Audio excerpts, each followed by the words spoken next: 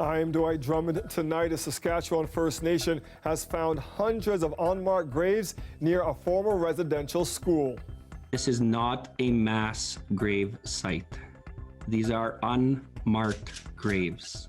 So they were putting us down as a people. So we learned how to not like who we were. The site contains more than 700 unmarked graves. The Cowessess First Nation is now working to identify those who were buried there. Plus, we know that there's recorded between 30 to 50 deaths, but we don't know where they are. First Nations here say it's just a matter of time before similar discoveries are made right here in Ontario. And it's been hard. It's been a lot of ups and downs, but we're close to being able to open again. From haircuts to amusement parks, in less than a week, you'll once again be able to do things that have been off limits for months. A First Nation in Saskatchewan says it has evidence of more than 700 unmarked graves at the site of a former residential school. They are located in a known cemetery near the former Marival Indian Residential School, about 140 kilometers east of Regina, now part of the Cowessess First Nation. Cameron McIntosh has more on this latest revelation. Chief Cadmus DeLorme says the oral stories of Cowessess First Nation always spoke of unmarked graves here. We know that our loved ones here, our ancestors are here. A ground-penetrating radar search performed this month confirms it. Under those flags, neatly lined, 1 meter by 1 meter apart. As of yesterday, we have hit 751 unmarked graves. We cannot affirm that they are all children, but there are oral stories that there are adults in this gravesite as well. The Marival Indian Residential School and adjacent cemetery were run by the Catholic Church from 1886 to the 1970s. They were putting us down as a people. Elder Florence Sparvier is a former student and survivor of the school. She's not surprised by how this was left. They made us believe we didn't have souls. We have generations that may have not went to residential school, but they are feeling the first and second generation of that impact. That drives the questions. Who's here? The band says some gravestones were removed in the 60s. Are there still records?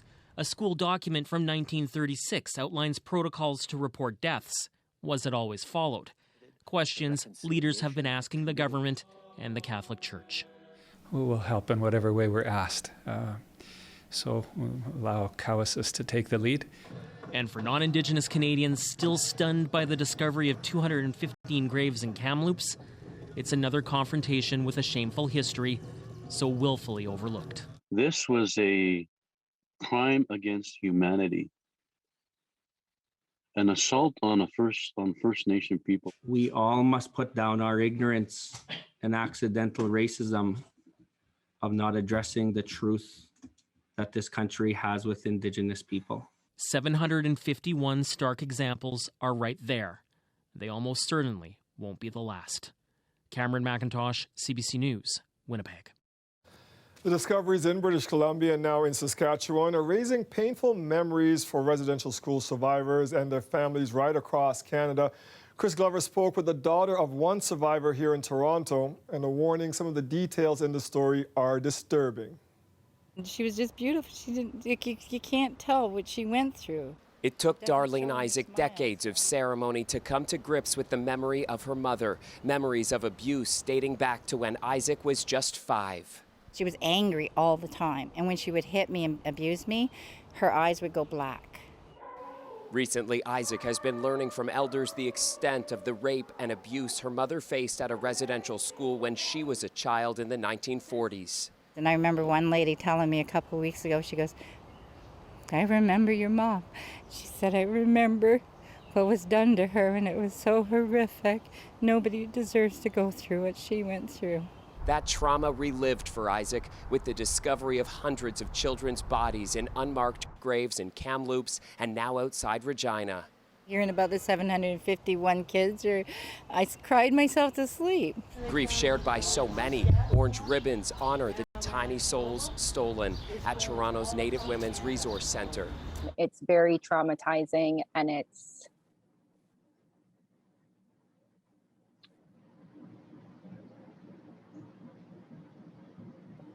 just grief. The center's executive director, Pamela Hart, says report after report on the atrocities Indigenous people in Canada have suffered have been largely shelved. We've only just scratched the surface of the truth portion of it. And so reconciliation can't happen until all of the truth is revealed. To help reveal that truth, this month, Ontario's government became the first to dedicate $10 million to search the grounds of Ontario's 18 residential schools. As the memorial grows at the site of a former one in Brantford, there's also a growing sense that searches will reveal unmarked graves here as well. Hold, people accountable for what has happened at these schools, and really just ensuring that this never repeats itself again.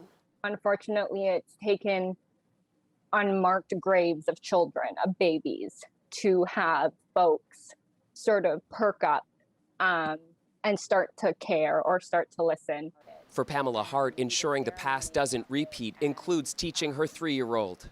He helped me hang the orange shirt in the window, and we wear orange together, and we have conversations about it. If there was no residential schools, my mom wouldn't have drank herself to death 6 days before her 40th birthday. For Isaac, writing has helped with the healing, and she believes action is finally coming. Because we have the whole world behind us now, their government can't, just shut up and sit back and can't sweep it under the rug anymore, right? And I don't have to be ashamed to be a Native anymore either. I don't have to wash myself with bleach like I used to. Now proud of a history and a culture she's run from for decades. Chris Glover, CBC News, Toronto. If you are in need of assistance or support, there's a number you can call. It's on your own screen right now. 1-866-925-4419. The National Indian Residential School Crisis Line is available and staffed 24 hours a day.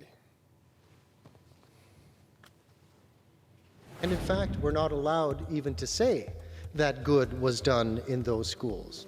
I await to see. A Mississauga priest under fire for his comments about residential schools and the Roman Catholic Church's role. We'll have that story coming up. It's official, Ontario is moving into step 2 of reopening next week. CBC News was first to report yesterday the acceleration in reopening. It was supposed to happen next Friday. Now it will take place on Wednesday, June 30th. Here's what that means. You can now gather outdoors with up to 25 people and indoors with up to 5 people. Personal care services like hairstylists and nail salons would also reopen as long as masks are worn at all times. This comes as Ontario's vaccination rates already passed the threshold to enter into step 3 of the plan. Lorenda Redekop has more on why officials still want to wait. So I'm pleased to be. Step 2 is happening 2 days faster than planned, but the move came with words of caution from the outgoing chief medical officer. I think while everybody's in a hurry, we'd rather be taking slow strides forward than trip going out the door, if you may. Vaccinations are already at the mark set for Step 3. He reminds people they want to wait a few weeks after hitting the vaccination targets to ensure immunity. Across the province, some people are losing patience, not just for moving to Step 2, but also Step 3, with cases dropping and test positivity down to 1.1% today. Hospitalizations continue to go down, with 299 in ICU, 10 of those from Manitoba. The incoming chief medical officer is also preaching caution. We have to really go slow and steady in the face of the Delta strain becoming a dominant strain within Ontario. One expert says that slow pace is understandable given the more contagious variant and big cities no longer the hotspots. We have to start looking at smaller communities to make sure that they also have good vaccine uptake. That doesn't just mean first doses now. It does mean second doses. The concern is that we might see more localized flare-ups. Waterloo is the one part of the province not moving to Step 2. The region recorded 95 new cases today, the highest in the province. They are higher. However, the vaccination rates are amazing. Like, people are getting vaccinated. I'm vaccinated. It is disappointing because we're the only region that's not moving forward, but I guess is for the public safety. I'd love to get a haircut, but that's not able to happen right yet. So I think patience is the key right now. Usually I just make it. One infectious diseases expert feels the province likely can move to the next stage a bit faster, that waiting 3 weeks in step 2 might not be necessary. I think if everything is fine and the numbers continue to decline, then I think everyone would be happier if it's even sooner. I think 2 weeks are safe. I think right away, like 1 week, that really doesn't give us knowledge to see what the impact is. A big key is continuing with vaccinations. Today, the Premier got his second dose of AstraZeneca. If you haven't received your first vaccination, please go out and get your vaccination. And if you have your first, please go out and get your second.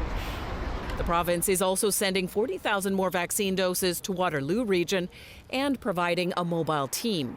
Lorenda Redekop, CBC News, Toronto.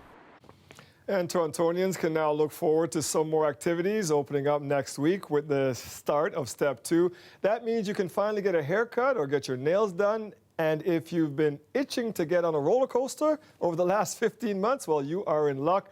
Greg Ross has more details on how some amusement parks are preparing to open their doors.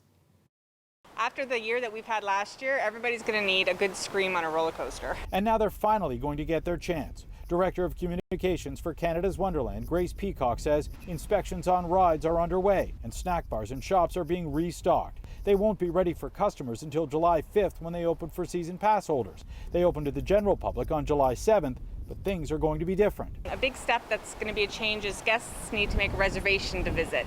So you're going to be booking your day of visit plus your time of arrival. Masks and physical distancing will also be required, but at least they'll be open after being closed all of last year. You're going to be able to get out with your family again and have fun with the kids at the park.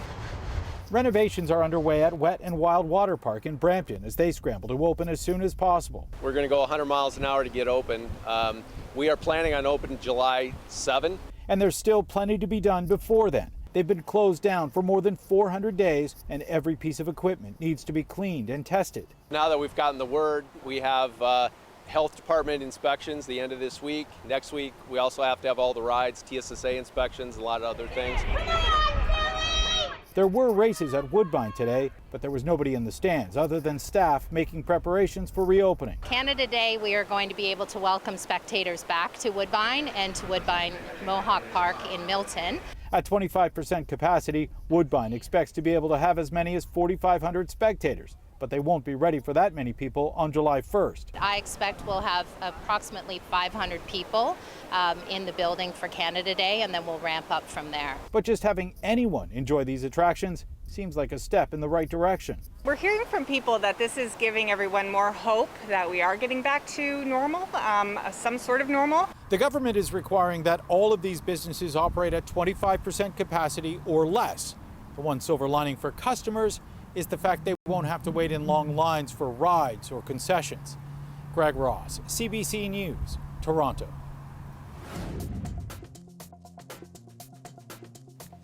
A changing of the guard in Ontario's response to the pandemic. Dr. David Williams hands over the reins to the province's new Chief Medical Officer of Health, Dr. Kieran Moore. We speak with the outgoing doc coming up at 6:30.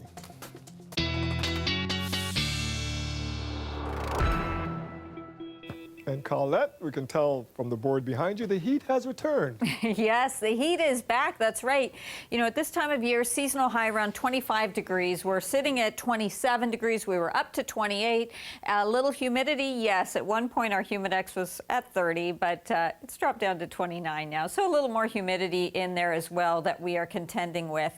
And the other thing we're going to be contending with will be an active weather pattern. That's going to be moving in, meaning not necessarily raining all the time, but a chance for some rain coming through into the weekend and well into next week as well. So dry conditions for this evening. Enjoy that. Not the case a little further north, and you could see the system pushing some of this rain and even some embedded thunderstorm activity into cottage country. Now that tends to weaken, so we could get just an isolated shower towards the northern portions of the city this evening, but really most of this is going to dry up. But look at how extensive the activity is still to come, and that's really what the story is going to be here. So taking you through the evening hours, see how that kind of dries up, pushes off towards the east, It's not dry, though, as we get into tomorrow in the afternoon hours. This will move up towards Georgian Bay and through this region, and then it's going to be into the evening. Better chance in the evening, anyway, that we get into some showers and embedded thunderstorms right on through the GTA as well. So think of that late day tomorrow. For tonight, increasing cloudiness, 21 degrees, and tomorrow, 27, feeling again like we're in the 30s. Right. Thank you, Colette. You're welcome. The weather update is brought to you by Train, the most reliable heating and cooling brand. It's hard to stop a train. Canada's minister responsible for Crown Indigenous relations apologized publicly today after suggesting an Indigenous MP's concern over residential schools and Indigenous rights was really a ploy to secure a generous pension. Jody Wilson-Raybould called out Prime Minister Justin Trudeau on Twitter over what she called his selfish jockeying for an election and to demand he deliver on a 2018 promise to deliver transformative Indigenous rights legislation.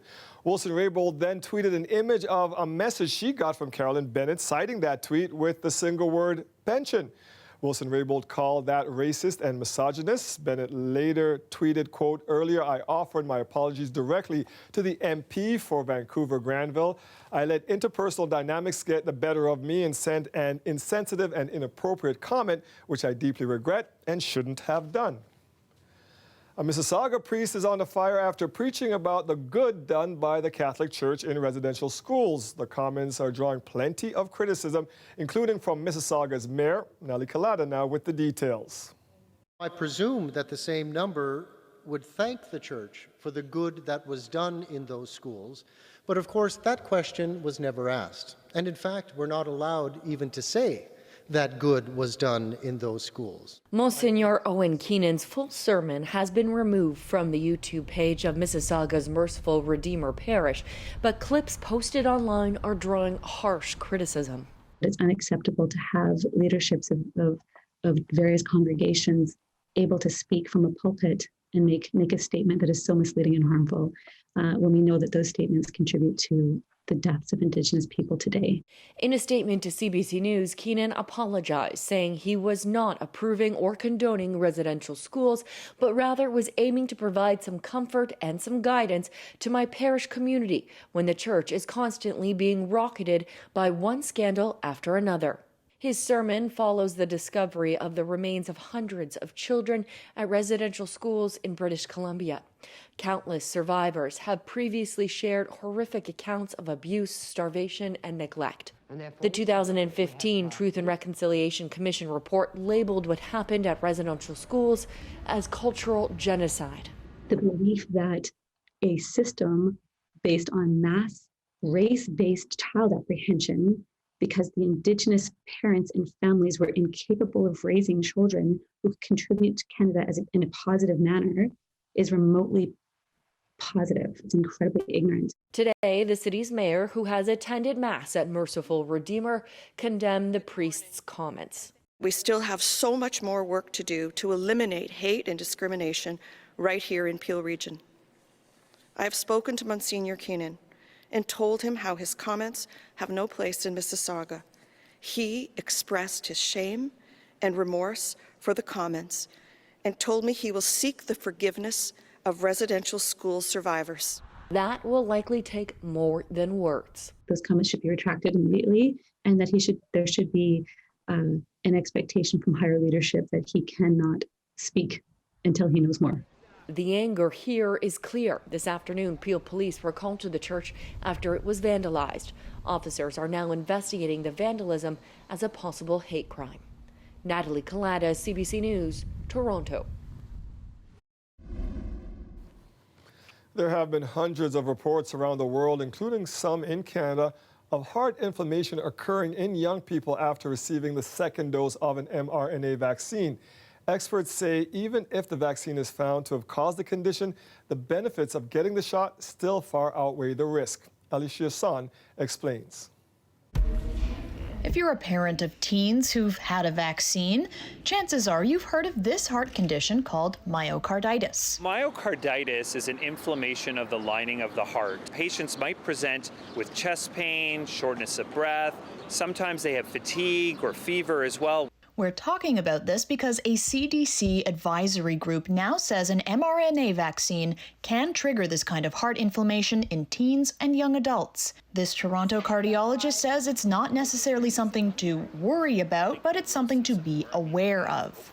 Myocarditis with the COVID vaccine is extremely rare. The rates we're seeing right now are about 1 in 100,000 patients, predominantly younger than older, so we're seeing this in the teens to the 20s, predominantly male, but not exclusively, as well as predominantly with the second dose of the vaccine. During an advisory committee presentation on the matter, the CDC presented the following: a rate of 4.4 cases of heart inflammation per million after the first dose of either mRNA vaccine. That rate jumps to 12.6 cases per million after the second dose.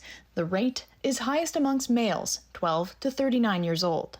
We have definitely seen a number of cases at University Health Network and Toronto General Hospital, and then are following these patients up in clinic, like at my other hospital, Women's College Hospital. Again, as I mentioned, mild cases, usually presenting with chest pain or shortness of breath. We've done the routine testing and found these to be mild cases, treated with supportive care, as I mentioned, typically 1 to 2 days in hospital in their home. So I have 2 teenagers. Hearing about the local cases has made Christine Rose pause. The kids want it. They want their life back. They want to go back to normal and to see their friends. But to know that there is another risk, it's scary. I'm fielding questions from friends and patients and families all the time about this condition and about this concern. It's a very valid one. So what does a cardiologist who's seen and treated the handful of patients here think? The rate of this happening is extremely low.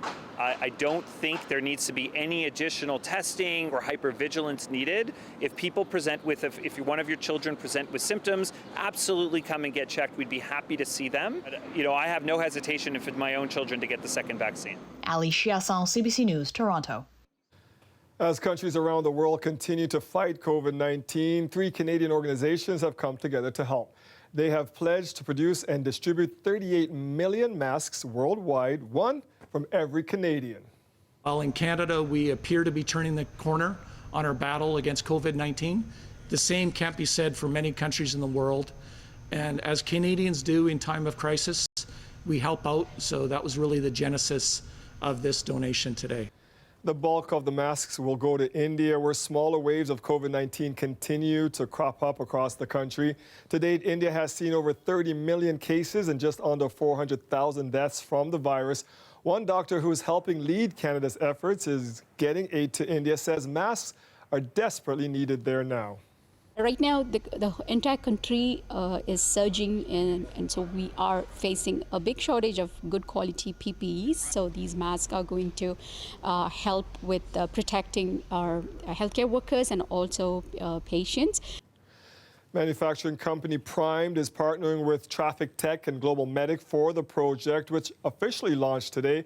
Apart from India, masks will be sent to other developing countries in South Asia, as well as the Caribbean and South America.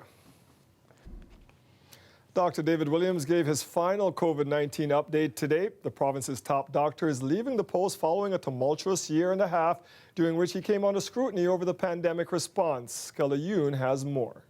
It has been a journey. Dr. David Williams addressing Ontarians at his final COVID-19 update this morning. We've gone through good moments and some challenging moments. The government and Williams' response to some of those challenging moments has been widely criticized, including by those on the province's science advisory table. Critics saying the province moved too quickly to reopen, only to have to shut down again in April as COVID-19 cases soared during a third wave. Dr. Williams, this is a failure. This is a policy failure. So I don't agree it's a failure. All along we said, receiving the advice, that we would have to monitor the situation. In a sit-down interview with The National, reflecting on his time as Ontario's top doctor, Williams says he believes the province has done a good job responding to the pandemic.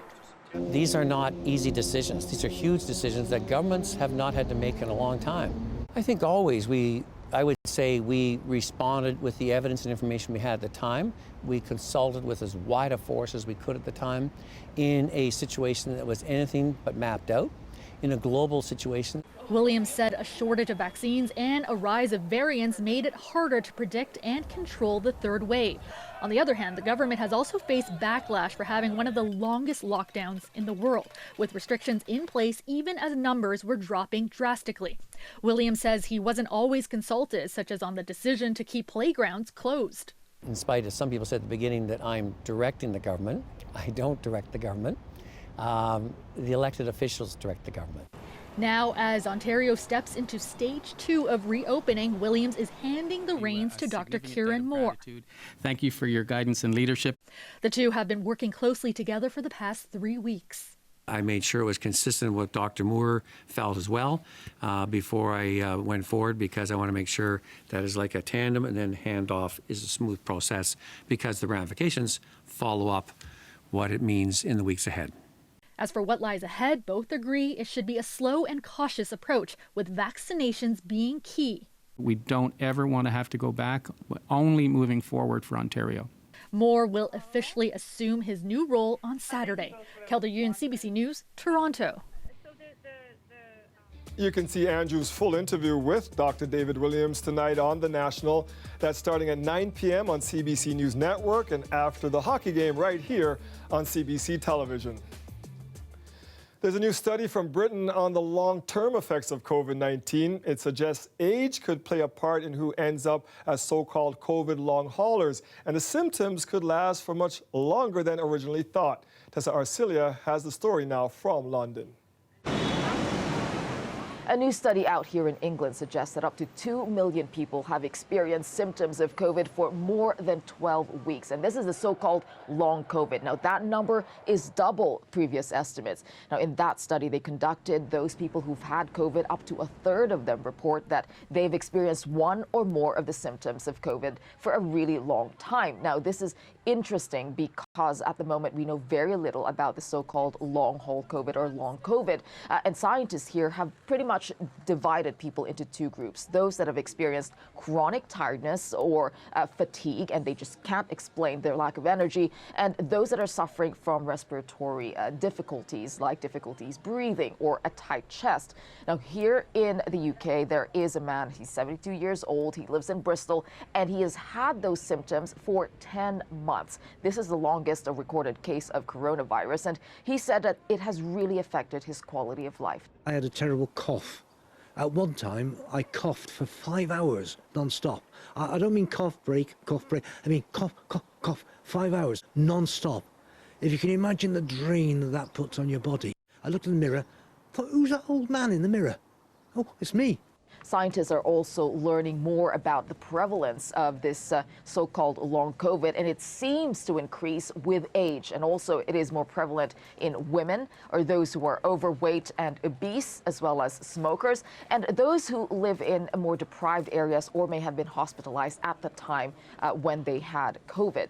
Now, they are conducting a lot of studies at the moment. The government is increasing funding for these to understand it more. The National Health Service here has also opened about 80 centers for people suffering from debilitating effects of these long haul or symptoms that remain for a really long time. And there are also efforts to educate GPs on how to better identify the symptoms and diagnose those patients. Now, in Canada, there have been studies conducted in May looking at the kind of impact that this long COVID has on people. And it found that of those who have had symptoms for more than 12 weeks, more than half of them stayed on for about 11 months. So this is just the beginning of looking at the impact on Canadians, but certainly lessons can be drawn from the studies coming out of the UK. Tessa Arcilia, CBC News, London. A section of Highway 400 southbound remains closed this hour after a fatal crash early this morning. Witnesses reported hearing screeching tires. A transport truck came in from behind and basically collided with the rear vehicle and then ended up in a pinball type of chain reaction collision, which resulted in the damage to those 6 vehicles. One person was pronounced dead at the scene. Another was seriously injured. The crash happened just before 7 this morning in the southbound lanes of the 400 at Finch. The victim has now been identified as a 30-year-old man from Richmond Hill. 4 other people caught up in the collision were assessed by paramedics but didn't need to be taken to hospital. OPP investigators are asking anyone who witnessed what happened or has dash cam of the crash to contact them. And Toronto police are searching for this man accused of attacking a Shoppers Drug Mart employee after he was asked to fix his mask. Police say the victim is facing potentially life-altering injuries. The attack happened last Thursday at Yonge and Carleton. The employee asked the man to fix his mask because it wasn't properly covering his face. When the suspect refused, he was escorted off the property. Once outside, the suspect began punching the employee in the face and stomped on his head with his feet. If you think you recognize this man, police would like to hear from you. The RCMP are working with Edmonton police to investigate what they're calling a hate-motivated crime after an attack on 2 women wearing hijabs. St. Albert RCMP, along with Police Dog Services, searched the area but did not locate the suspect. St. Albert RCMP Victim Services Unit will be reaching out to the victims and their families to support them during this time. Police say the 2 women were walking yesterday afternoon on a gravel path near a park when a man wearing a bandana started yelling racial remarks at them. The suspect allegedly grabbed one of the women by her hijab and pushed her to the ground, knocking her unconscious. He knocked the second woman down and held a knife to her throat while uttering threats. Police say the suspect fled, leaving the women on the ground. The first woman was taken to hospital with non-life-threatening injuries, while the other was treated at the scene for minor injuries. The search for the suspect continues. 1 person is confirmed to have died after a Miami condo complex partially collapsed overnight, but dozens of people are unaccounted for, and there is a massive search and rescue operation underway at the oceanfront site. They are trying to identify survivors. I know they have made contact with some, and they are doing everything they can to save lives. A portion of the 12-story building came crashing down at about 1:30 in the morning, damaging more than 50 units. Teams had rescued at least 35 people from the building by mid-morning. They're using dogs, drones, and other equipment in the search for other survivors. City officials say the condo complex is home to both year-round residents and others who only live in the building over the winter months. And the building management doesn't know how many people were at the condo when it collapsed. The Canadian Embassy in Washington says there are no reports of any Canadians hurt, injured, or missing. Parts of BC could smash all-time highs for temperatures in the next coming days. Much of the province is under a heat warning, and meteorologists warn some areas might experience what they're calling a dangerous long-term heat wave starting tomorrow and lasting through the weekend. Health officials remind people to keep hydrated, get to a cool place, and check in on elderly neighbors, and don't forget about pets. And Colette, it's happening there in the U.S., that whole region. Yeah, basically all of Western North America is kind of under siege with this heat. So the excessive heat warnings that we have, you see them in British Columbia. They go all the way up to NWT, obviously into Alberta, through the Pacific Northwest, and then it is associated with the heat and drought too. These red areas, fire weather warning, or they call them a red flag warning, because the conditions are so right to see fires, wildfires developing and spreading rapidly. So just through the Vancouver area, or even into the interior a little bit, but along the Sunshine Coast, they're getting into a pattern as we go into Friday through to next Tuesday. They get an offshore flow, so they are not going to be seeing those winds or any cooling coming in from the ocean. We're talking about Vancouver seeing 29, easily low 30s, feeling like they're in the upper 30s, but you go inland just a little bit and there'll be readings in the upper 30s with humidex values into the 40s. And like I said, think how many days that is. We've got about 5 days that they'll be contending with this kind of heat. All right, let's bring it back a little bit closer to home and tell you what we'll be dealing with. There's some warmth here too, but we do have showers that are moving in. I've got it, you see it here, it says PM, so later in the day. That's closer to the north shore of Lake Ontario, right through the GTA and further east. We will see those developing much earlier than that, coming in towards Lake Huron, across Georgian Bay, through cottage country, and into southwestern Ontario as well. In fact, there it's going to be developing over overnight tonight with some embedded thunderstorms. We're going into an active weather pattern. It's not going to be raining all the time. We could really use a widespread soaking rain. That's not what I'm talking about, but chances of showers for the next several days.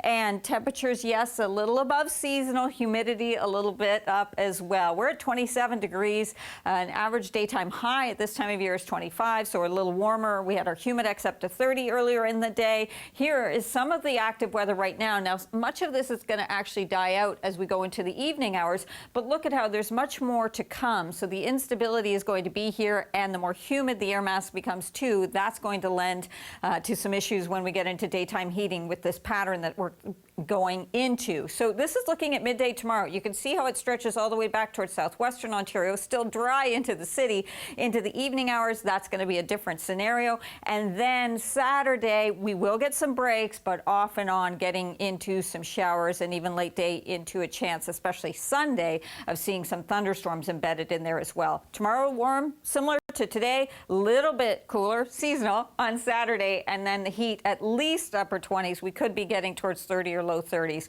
Be watching that carefully for us, Dwight. Thank you, Colette. You're welcome. The Toronto Police Service is trying out a new way to handle 911 calls for people with mental health-related emergencies. Starting late summer, a staff member from the Gerstein Crisis Center will be on hand to take calls between 7 a.m. and 3 a.m. It's very overdue, and it's something that actually we desperately need to have in place. We have seen and heard from so many people who either they themselves are living with a mental health or substance use need, or families of people who they're concerned about, and they really are making it very clear that they are not able to access the supports they need when they need them. Staff will take crisis calls from 51, 52, and 14 divisions. That's where 35% of mental health calls come from. TPS says calls won't be diverted for situations involving weapons, domestic violence, or when medical attention is required. It's modeled after Houston Police and LAPD diversion methods, as well as a pilot project done by York Regional Police. The $522,000 price tag will be covered by the police operating budget. On the East Coast, traffic is back to normal today between New Brunswick and Nova Scotia after a protest over border restrictions. How far are you going to go back? Oh my goodness gracious, man. Police moved in last night and cleared out protesters at a blockade of the Trans-Canada Highway. The demonstrators were upset by Nova Scotia's decision to maintain testing and isolation rules for travelers coming from New Brunswick. Nova Scotia's premier says the restrictions are needed because of New Brunswick's looser rules on travelers from the rest of Canada. Normally, right about now, you'd see university campuses teeming with young adults in gowns celebrating a major milestone in their lives. This year, like last year, it's all on video, and once that video ends and the degrees arrive in the mail, grads will be joining the working world at a time of high unemployment and a lot of uncertainty. Metro Morning host Ismaila Alpha spoke with two recent U of T grads outside Convocation Hall about graduating during a pandemic. We have to adjust to a new normal, and that's just what I think all 2021 grads are doing. We are at Convocation Hall, outside of the building in which your convocation would have happened if it were to happen in person. It's not. How are you feeling about taking this in from home? I'm still grateful to be able to graduate. It's a big feat, especially having done it in the pandemic. It sucks that I can't go inside though. I would have loved to celebrate it. I'm international from Mumbai, so my family would have been here and we would have celebrated. Obviously that's also not possible, but I have friends here that I can celebrate with. You make the best out of what you can. And I mean, this is something, Daria, that you were in this position last year. What was it like for you? What do you remember about not taking in convocation or not experiencing it in person? I remember at the time, I think we all thought this was not going to last this long. So I was like, oh, it's just my year. We're the only ones who are going to miss our graduation. Obviously that didn't happen, which is very sad. But I was really disappointed, like getting to celebrate with your friends, and a lot of my friends, because it was the start of the pandemic from other places, kind of went home very quickly and we didn't really get to say goodbye. There was a lot of it that I remember being very sad about, but also very grateful to be graduating. My family did a nice little celebration for me. And this is a transition period. You are headed off now into the real world, into the workforce. What are the job prospects like? What's the job hunt like for a recent grad? So it's still going, and it's not easy. I've realized that the expectations that kind of surround older graduates, maybe 2019, that kind of graduated in person, are very different than for us. I feel like the job market has completely changed. I'm in healthcare, so it's very difficult to kind of get a job right now. But yeah, just talking to my peers who graduated in 2020 is also helpful because they also kind of know what we're going through. So Daria, you were in this position last year, graduated from school, looking for work. What was that like for you, and what did you learn that maybe recent grads could be helpful for them? I think what I would remind grads is like, you graduated university, you have these amazing experiences and you learned all these skills, and those are gonna help you. Give yourself a little more credit for all the work you've put in up until now, and hopefully it kind of helps lead you somewhere that works out. Innis College sends congratulations and best wishes to U of T's class of 2020. Daria, how do you feel that you're going to look back on this time 5 years from now? I think it's going to be like a fever dream. I think we're all going to, I am hoping, we're all going to be at some like crowded location and look back and be like, remember when we couldn't do this? Like even just looking back a year ago now, I mostly just, lots of it was very unfortunate, but I've just tried to kind of focus on the things that have worked out for me and, my friends and family staying healthy, and hopefully we'll just look back and it'll be a little reminder of like, things will be okay eventually. Anushka, how do you think you're going to look back on this time 5 years from now? I think it'll be a time to reminisce. We still had a great 4 years and a great 3 years at university, and that's not something to let go of. Congratulations Thank to you, you, Anushka, and thanks to both of you for coming to speak with me today. Yeah, thank you so much. Big congrats to all this year's graduates. As we head to break, here's a look at where the markets closed today. The TSX closed up 51 points. The Dow was also up by 323. Our dollar trading lower at 81.20 cents US. We will be right back.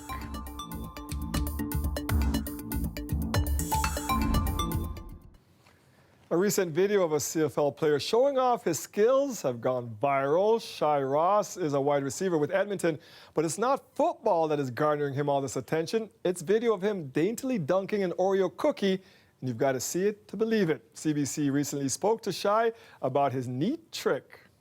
I was actually at the field training, just getting ready for the season, and one of these crazy ideas popped up in my head, and when I get these ideas, I usually just like to bring them to life right away. I want to create it and see what it's going to look like, see what reactions I can get. And so I had actually called my friend, who was a close friend of mine, to come down and shoot the video. And within an hour, he was there. I told him, bring a cup. And I went over to Walmart and grabbed some milk and some cookies. And within an hour, we had created this video.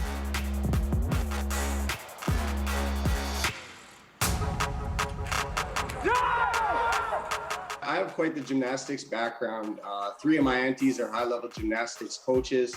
I've been around gymnastics my entire life. I think almost every kid in my family can pretty much do a backflip. As I approached it, I did a round off, and then I back tucked over it. And then in midair, while I was upside down, I dunked my Oreo. I think that was the toughest part about it was, having the precision to actually get it right into that kind of skinny cup. It took about 15 tries. And, the hardest part about it, like I said, was just kind of lining it up, knowing where I had to take off from to, get it perfectly in the cup. And I don't know, like, this is one of those things where it could have took, 100 attempts or, it lined up the way it did and thankfully only took 15. So I was definitely happy about that. I'm still waiting patiently for Oreo to ring the phone. I don't get the big deal, Carl. I dunk cookies and all the time, no problem. Yeah, you is do. Is it the flipping part that they say is hard? You and your whole family, just like him. I can dunk. My mind goes so many places. 15 misses, so did they spill the milk on those? And then I started thinking, that means he did that 15 times, like in a row. Oh, incredible. Oh my God, I love it. I hadn't seen that, so I absolutely love that. Here we go. We need some rain. We're going to be seeing some, at least at times, as we go into a more active weather pattern. What you're seeing here is going to be kind of dying out, drying out a little bit into the evening hours, so there won't be a lot more to come there. But as we go into tomorrow, it's going to ramp up up once again. Now, for the city, it's likely not going to be reaching us until we get into the late afternoon or evening hours, really. You will be experiencing the wet weather before that, though, for those around Barrie, or if you're down towards southwestern Ontario, even towards London, it'll come in a little bit earlier through there. So overnight tonight, we are looking at 21 degrees, very mild through the overnight. Those temperatures are above seasonal too. 27 tomorrow, feeling like 31. I put the late day shower risk in there, and you can see it here as well. Saturday, the temperatures come down again. It's not a widespread rain all day, even though we could take that and use it. Instead, it will be intermittent, but much of the day we'll get into some wet conditions. And then Sunday, a chance late in the day for showers or thunderstorms. And those temperatures, I could be being a little conservative on those with the heat, right? Thank you, Colette. You're welcome. That is our show for tonight. Thank you for joining us. We'll see you back here tomorrow at 6. No show tonight because of hockey. Have a great night and stay safe, everybody.